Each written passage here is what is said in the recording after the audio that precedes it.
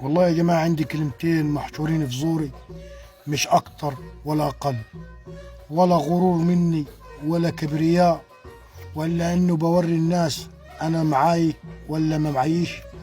ولكن الفلوس مش كل حاجة. الفلوس أهي، ولكن ملهاش قيمة.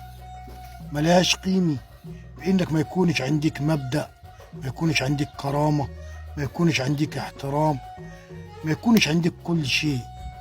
ممكن واحد معاه الفلوس كلها ولكن متكبر ومغرور والدنيا خدته البعيد.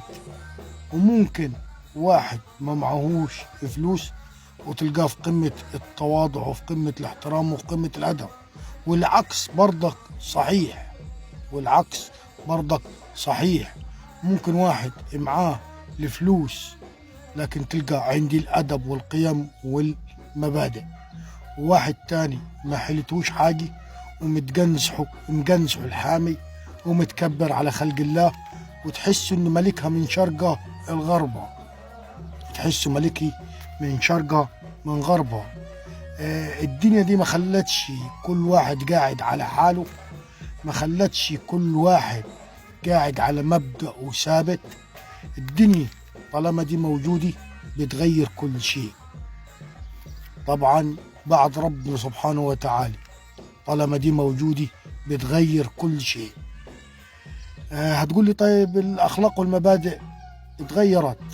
أقول لك فعلا اتغيرت بالفلوس. هتقول لي الاحترام مش موجود؟ أقول لك فعلا الموجود بالاحترام بالفلوس. هتقول لي طيب يا أخي ده في أدب وفي احترام؟ هقول لك لا، ولكن برضك بالفلوس. الفلوس هي صنعت كل حاجة ولكن ما خلقتش كل حاجة، لأنه رب العالمين هو اللي خالق كل حاجة.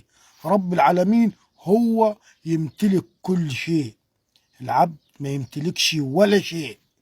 فعاوز أقول للناس اللي هي متجنسة كتير وما تلعب لها ب100 جنيه ولا ب200 جنيه، ما تجلحش كتير عشان الدنيا مش دايما لك، دايما للناس اللي في عندها التواضع والأدب والاحترام، وما دايم غير وجه الله. والنهاية في الآخر مع الدفن في 1.5 متر وفي 1.5 متر، ويتقفل علينا باب وحسابنا مع رب العالمين. لكن ما ياخدكش الغرور قوي وتقول أنا من بيت عنجور ومن بيت فنجور ومن بيت شنجور، وفي النهاية أنت إيه؟